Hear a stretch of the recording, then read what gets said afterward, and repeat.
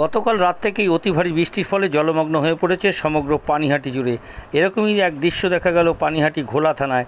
ঘোলা থানায় জলে ভাসছে, থানার ভেতরেই জলমগ্ন অবস্থায় কাজ করে চলেছে ঘোলা থানার পুলিশ।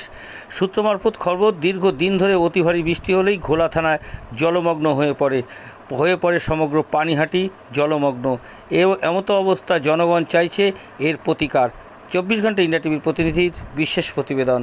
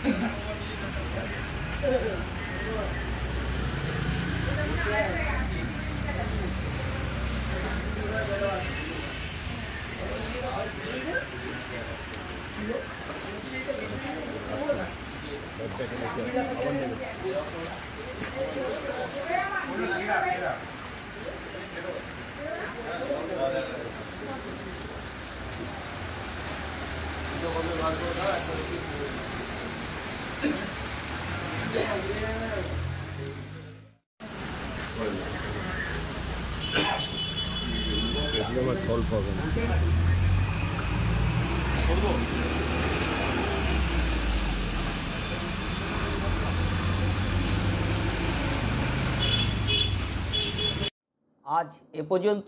সঙ্গে রাখুন 24 ঘন্টা ইন্ডিয়া টিভি। দেখতে থাকুন সব জেলার সব খবর সবার আগে 24 ঘন্টা ইন্ডিয়া টিভির পর্দায়। নমস্কার।